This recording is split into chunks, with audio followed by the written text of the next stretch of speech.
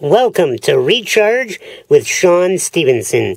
This is the place to be if you want to refill your spirit and rev up your energy. Today is Monday, June 9th, 2014.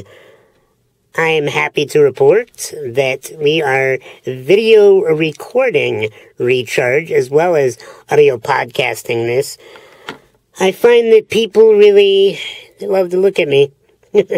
No, I find that people like to have connection. And I find that people really like to have eye contact. And they want to be able to kind of get the behind the scenes in life. And so while they can listen to Recharge on audio on iTunes and SoundCloud and, enjoy that if they'd like, or they could watch me on video. I'm going to be posting this on my site, SeanStevenson.com. It'll be on Vimeo. It'll be on YouTube. Just get it out there into the world. I am happy to report that my puppy is coming along. Brave, my service dog in training, he is now to the point where I can take him on long walks by myself without any other supervision, without him getting all tangled up with his leash. He follows along nicely with me. And, he's not perfect by any means, but who is, right? But he's certainly come a very long way. And it's exciting because, I'm excited because I'm going to be able to travel with him and, take him into the world and have people interact with him. He is a loving, peaceful spirit. He's so friendly. He wants to meet everybody, and he wants to stare at everybody. Today we had a very embarrassing scenario happen. We walked across a scenario where people were, let's just say, doing some very intimate things in public. And these things probably would have gotten them arrested. And my dog wanted to watch it closely. And so then, of course, that made me look like I was the stalker. And that was just very awkward. But then again, they were engaging in activities publicly that were probably not to do publicly. Anyway, he's just a lot of fun. I am enjoying being a puppy owner. I can tell you that if you have dogs, or if you are a soon-to-be dog owner, you want to watch a lot of training videos. Like I watched with Mindy a lot of Dog Whisperer, and I've talked about that previously on Recharge. But also we've read a lot, and the training really goes a long way. He's also in this dog obedience course. And, it's neat to watch the conditioning of his mind. It's not an overnight thing. He certainly is learning each course a little bit more. Then he may have a couple back steps where he regresses a little bit. But overall, we're seeing huge progress. I'm very happy on the Braveheart Stevenson front to share with you. I am also excited to tell you that my webinar, how to earn $10,000 speeches, basically. I called it Sean Stevenson Speaking Secrets. That webinar was a huge hit. It came out. We had over 250 people on the webinar from around the world, all conversing. And 1 hour into the broadcast, what happened? It crashed. Google crashed. The Google Hangout application went down, and I couldn't get back into my own webinar. And people were like, where did he go? And they kept chatting, and they started their own Facebook fan page for me, talking about, hey, let's keep learning from each other. This is great material. So I was totally honored that I created a tribe, people that wanted to continue to learn from me. And then I did an encore presentation to finish the program on part 2. And on part 2, we didn't have 250 people. We only had 50 people. But I'm happy to report that they all got a ton of value, and I got 10 sign-ups for my speaking package. And what I offered in the package, I gave a 90% discount. I gave my whole standing ovation system video training course, which is over 10 hours video on how to get into the speaking industry, talking about content creation, the mechanics up on stage of speaking, the mindset of a good speaker, and the marketing of a successful speaker. I gave in the package also 2 free months of my speaking school that I'm going to be I've already created, but I'm going to be continuing to expand, where I coach people in an online class format, and I'm going to be working with people each month.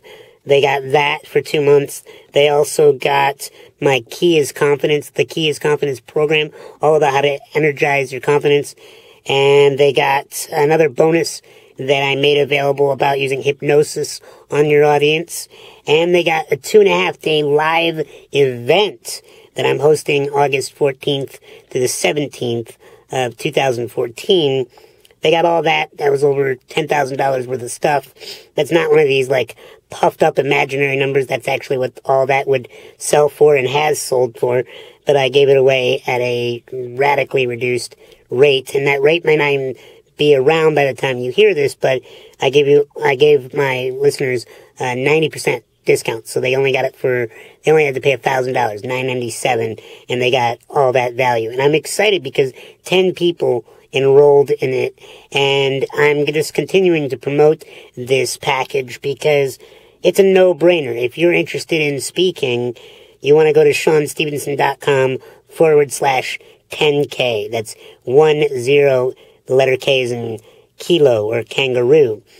And this live event that I'm doing, it's called 10K, and specifically how to earn $10,000 an hour as a speaker. And in this live training course, I'm going to be dealing with people in a very intimate setting.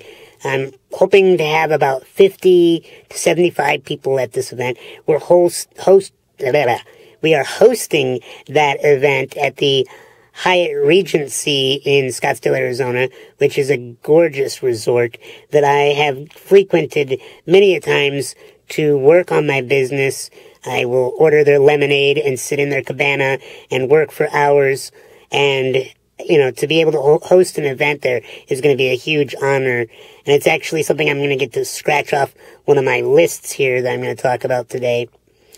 But what's cool about the room that we've got selected is it's got 2 giant glass walls of glass. Giant glass walls of glass? No. 2 giant walls of glass. I'm so excited I can barely speak about this. And when you pull the curtains back, you can see just this gorgeous view of mountains. And that's important to me because I think most conferences are in stuffy little rooms. And you get no interaction with sunshine. You get no interaction with blue skies and vegetation and flowers. And the reason why I picked this hotel, even though it cost me more to house it there, is that people can see out into the world. And that's important to me. So that's going down August 14th to the 17th. That's all a part of the package for $1,000 with all those other bonuses. And I set it so low, even though Mindy, my wife, and my mentors said don't set it that low. I did it because I wanted it to be a no-brainer. I wanted people to be like, okay, I'm interested enough in speaking that I'm at least willing to spend $1,000 to learn how to enter into this industry, and I'm willing to learn from Sean because I've spent well over 6 figures to learn about how to be a professional speaker, both how to create the content, how to actually present the material, the mechanics behind it, the mindset, the psychological mindset of really taking a crowd on a journey. And lastly, the marketing, because if no one knows who you are, you can be a phenomenal speaker, but you're not going to continue to grow your business. So all of that is going to be trained in the live event, as well as it's in that standing ovation system on video course. And I'm just excited because this is something that I've been talking about doing for years. I've been wanting to train people in speaking, but if I can be honest on my own show, I would say the reason why I haven't done it is because I've been afraid. Well, why would I be afraid? Well, because I feel like one of my greatest talents is being a professional speaker. And as a professional speaker, my fears thought that what if nobody wanted to learn from me? What if nobody signed up for my course? What if nobody wanted to go through and get educated about speaking from Sean Stevenson? Then that means they would be rejecting me on the thing that I hold so dearly. And that was scary. And that's why I've been putting it off for so long. So I want to know, what are you putting off? What is something that the rejection to you would be really intense, and you would be so devastated if people didn't want to get involved in it? Was that maybe a singing career? Is that writing a book? What is it for you? Because I'm here to tell you that you got to do it. You just can't sit around and spend time with your fears on this one. You have to get involved in your dreams. And so there's 3 lists that I want you to make on paper in your life. These 3 lists define Sean Stevenson's quality of life. And really, I live by them. They're a big part of who I am. The first list I've talked about numerous times. I'm going to continue to talk about it, and that's your When Life Works list. What are the list of activities, of things that you need to be doing on a regular basis to have a good quality of life? For me, that's exercise, meditate, spend time with my mentors, spend time intimately connecting with my wife, spend time studying about business and marketing, creating new content, putting things out into the world. I have a list of about 16 things that I need to do to have my life be working. Eating healthy meals.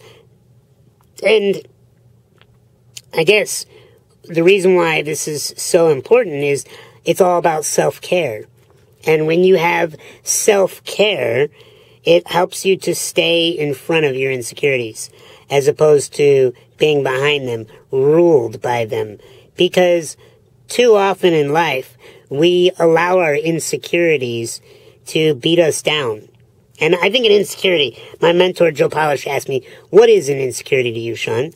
And I said, it's anything that makes you feel that you're not enough. If you don't feel like you're pretty enough, smart enough, tall enough, thin enough, wealthy enough, whatever, educated enough, whenever you feel like you're not enough, that's when you allow your insecurities to take over. And as I look at this course, I realize that so many people would love to be professional speakers, but they have so many insecurities getting in their way. Like, who would want to pay me big money to talk about my expertise? Who would want to listen to my story? There are so many individuals in this world that have amazing stories that would make incredible speakers, but don't, because they let their insecurities get in the way. And I'm going to be doing a lot of work in this course to help people get through their insecurities. Because if you have a story to tell or an expertise that needs to be shared with the world, you're being selfish by not getting it out there. By not facing your insecurities, facing your fears, facing your excuses, humanity suffers. I have this list, the When Life Works list, and when I'm doing at least a quarter of the things on my list, when I'm hydrating, when I'm exercising, when I'm meditating, when I'm spending time with my wife, these things on my list, they're simple action items. When I do them, my life runs more smoothly. And you need to figure out, what is your When Life Works list? So that's one list that really matters. The next list that really matters is you have to put together what I call the bucket list. And many other people have called it, so it's not like I'm some kind of original creator on that. But the bucket list is things you want to do before you die. You know, maybe that's see the Taj Mahal. Maybe that is jumping out of an airplane, whatever it is. But they're things that you would really be sad if you never got to experience. They're not day-to-day stuff. They're the bigger stuff, the bucket list. And I have a bucket list, and those things on my list, I constantly look at them, And I'm saying, what am I doing towards this? But there's this third list that I want to spend the majority of my time talking about. And that is our what scares us list. What scares me is what I call my list. What scares me list. And some of the things may be on my bucket list, but the majority of them are not on my bucket list. They're just things that I'm petrified to do. And they may be not even at all life-threatening. They may not be dangerous physically, but they push emotional buttons. They are scary to do because maybe they cause rejection if they don't go well. They're scary to do because maybe I would have to grow up if I did them. I'd have to get more mature. And I'm going to share with you many of the things on my what scares me list. And I'm very exposed by telling you this. I'm very feeling vulnerable telling you this because some of them you might consider silly. Because to you they would be. But to me they're very scary. I'll give you the perfect example. I have never flown on an airplane by myself, a commercial airliner. I've always traveled with my father. I always travel with my wife. I always travel with my friends or a physical needs attendant. And never got on an airplane because, there's so many things that go into me traveling. I have to have my wheelchair brought on board and then folded down, and then I have to be carried to my car seat that has to be set up, and then the luggage has to be stowed, and then if I have to go to the bathroom in the plane, I need somebody to take me to the bathroom. If I have to have somebody hand me my drink or my food or my stuff out of my backpack, it's not an easy thing to do. Even with some assistance, it's not as easy as a quote, able-bodied person traveling. And so I'd never been on an airplane by myself. And one day I was making this list with my dear friend Peter Scott, and Peter was on, he was over at my house at the time, and I told him to get out a pen and paper and to write down the things that would scare him most to do. And I made the list as well. And on the top of my list was getting on an airplane and flying by myself. I would have rather have jumped out of an airplane with somebody I knew than to be on an airplane where I had to trust strangers to help me with getting on board and all that stuff. And there's many other things I'm going to talk to you about on this list of mine, but that one was big. And one day I bought my airplane ticket. I said, okay, I'm going to do this. And I bought my airplane ticket. And if I was telling you the whole story, I would tell you I didn't go on the airplane ride. I chickened out. I said that I had to do business, so I created business so that I could get out of the experience, and I put it off. And that sucked. When you put off your dreams because you're scared, you're getting behind. You're missing out on the growth, on the importance of making an impact on your own self-esteem and self-worth and self-confidence. But a couple months went by, and then I looked at my list again, and I'm like, Sean, what do you stand for? Do you stand for being a pansy? No. You stand as a man confidently in a place of being courageous. You need to live out your dog's first name, Brave. And I love one of my mentors, Dr. Paul Dombrowski, he says, you gain a point in confidence every time you take an act of courage. And I absolutely love that. And I couldn't agree with that more. So I knew I was going to get more confident by getting on this airplane. So I booked yet another ticket. And I finally went to the airport on the day that it was happening. And I think I've even talked about this on Recharge. But got on that airplane and I flew. All by myself. With the help of strangers. And while it wasn't easy, and I'm not racing out there to do it again, because it's very laborious to train complete strangers to do the things that an attendant can do in a heartbeat, or my wife, Mindy, or my father, Greg. But I can tell you that I came home way more confident flying by myself than anything else. And you got to figure out, what are you putting off? What would you gain confidence-wise if you did the thing that scares you most? And I'm not talking about things that would end your life, like, oh, I'd be scared to slap across the face a polar bear. Well, there's no positive outside of maybe some kind of record that you set, but there's nothing really long-term beneficial for you or that polar bear for doing that. But if you took up dance class, or you learned another language, or you tried out for a musical competition, or you took up painting, or you called up and apologized to somebody that you had wronged years ago, what do you need to do that scares you to do it, but you know if you did it, your life would become better because you did do it? That's so valuable. I'll give you a few more examples of things on my what scares me list. Another one is being sketched in the nude by a college art class. I have yet to do that, but I need to do that. Not because I'm some kind of wacko exhibitionist that wants people checking out my junk. I'm more of an individual that believes that we got to get through our body image issues. You know, I have an interesting looking body naked. My arms are kind of twisted like pretzels, which many people on radio shows and television shows have taken shots at me online with evil podcasts and blogs, making fun of the way I look. But you know what? That's about them. But this is the truth. And the truth is my arms are twisted more like pretzels. And my legs are bowed. And they are more at like 90-degree angles at the ankles. And, I have a barreled chest. My chest bone, my sternum sticks out. And, I have just,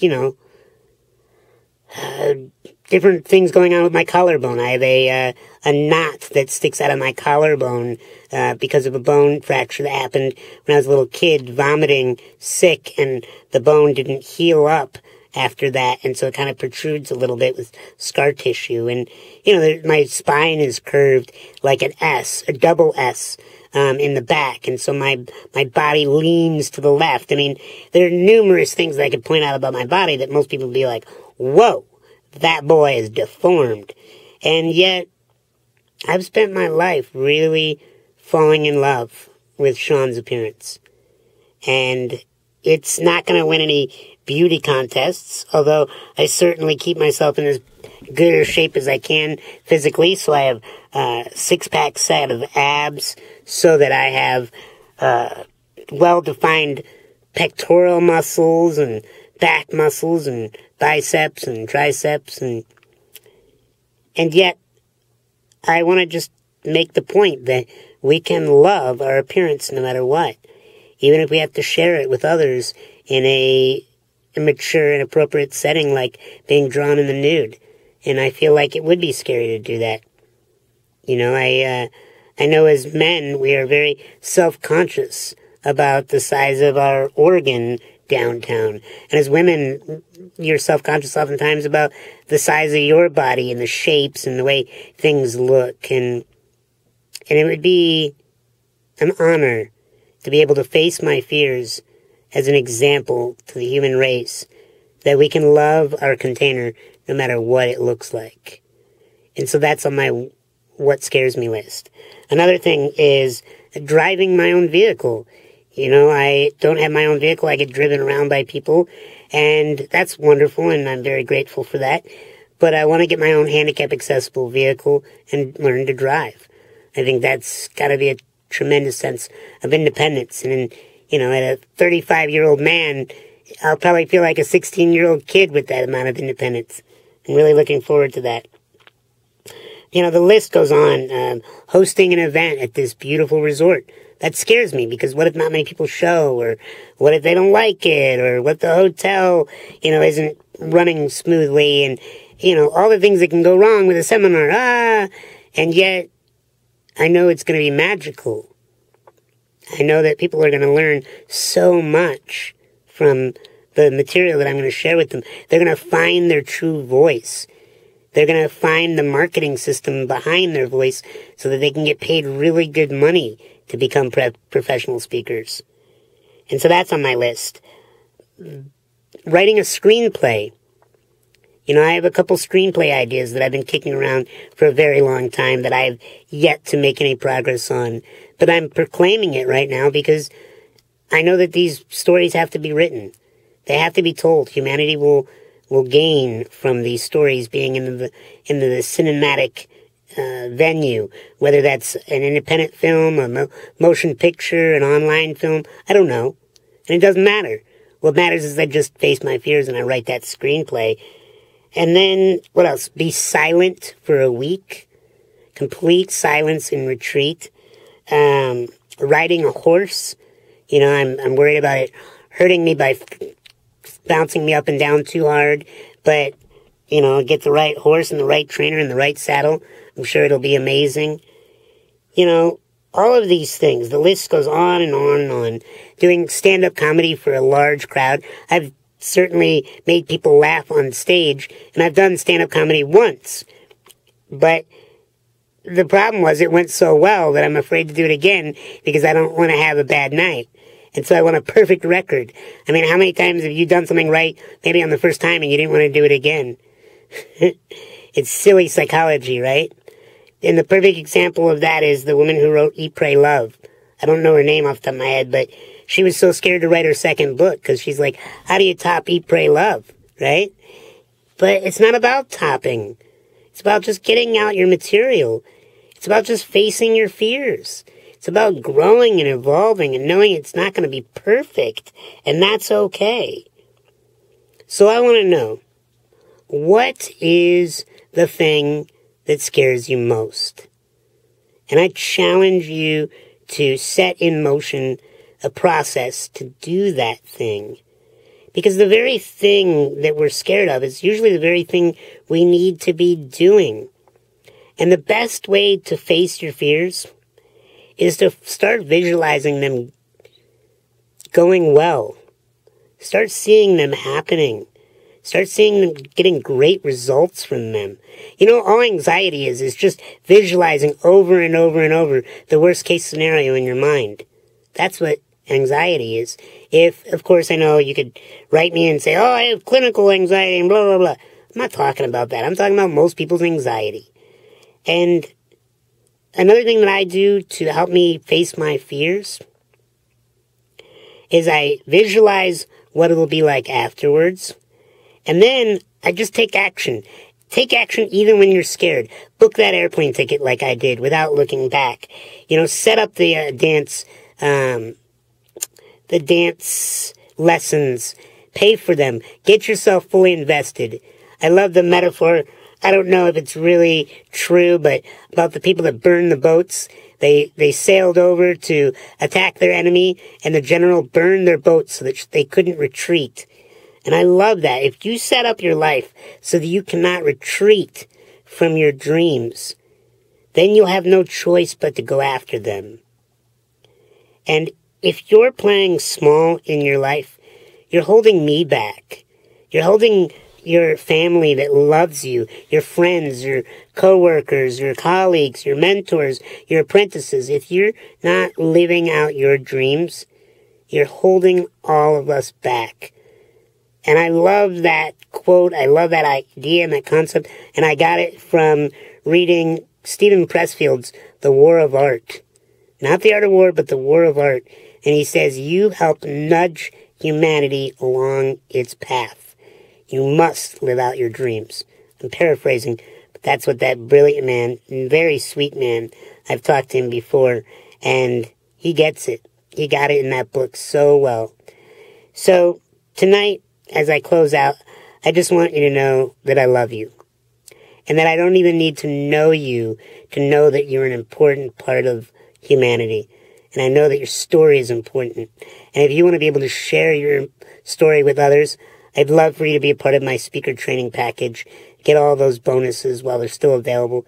Go to SeanStevenson.com 10K, 10K.